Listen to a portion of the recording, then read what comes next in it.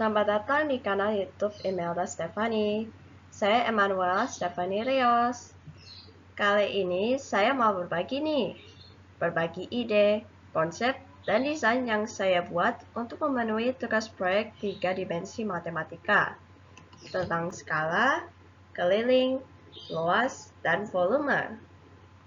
Namun, bisa juga tugas IPA dan IPS loh. Nah, aku memilih konsep kota yang ramah anak. Berikut langkah-langkah yang aku lakukan. Pertama, jangan lupa membuat perencanaannya dulu. Sebelum kamu membuat bangunannya, di sini saya menggunakan ukuran 40 x 40 cm atau luas 1600 cm persegi dengan skala 1:200 cm. Nah, bagaimana kita bisa tahu skalanya? Nah, pertama lihat ukuran aslinya.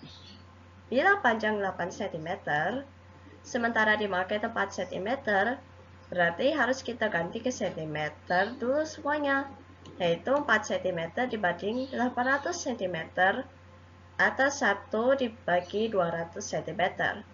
Nah, ini membuat kita lebih mudah membuat market bangunannya. Habis itu, hitung keliling, luas, dan volume atau isi dari setiap bangunan yang kita buat. Kedua, siapkan perlengkapan yang kita perlukan. Ada baik kita menggunakan bahan-bahan daur ulang, seperti kardus, bekas plastik makanan, botol minum, sepit bambu, sedotan, dan lain-lain. Konsep landscape kota yang saya buat adalah kota yang ramah anak, karena itu ciri kota yang maju. Berhubungan kita tinggal di negara tropis.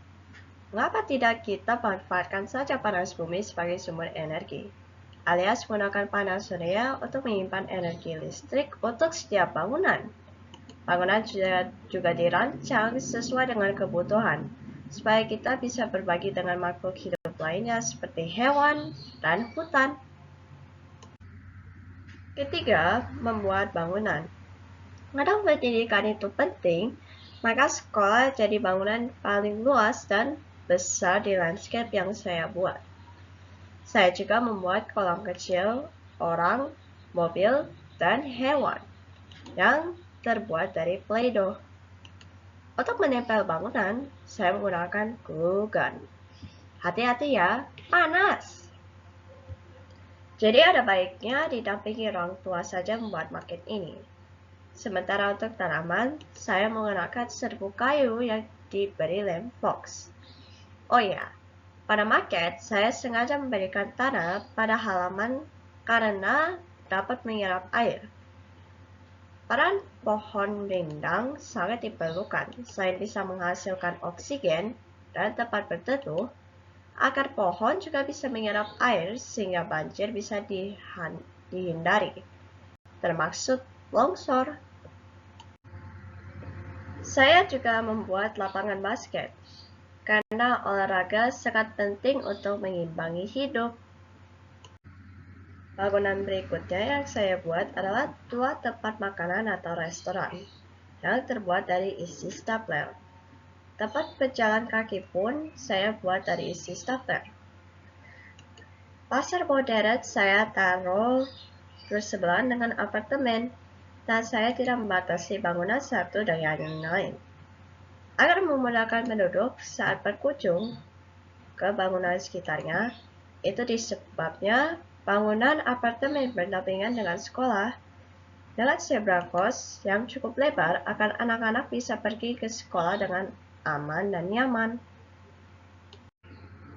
Gedung apartemen bersembarangan dengan sekolah, supaya anak-anak bisa belajar mandiri dan bertanggung jawab. Sementara bangunan museum dan galeri seni menandakan kesadaran masyarakat tentang pentingnya sejarah dan menghargai seni.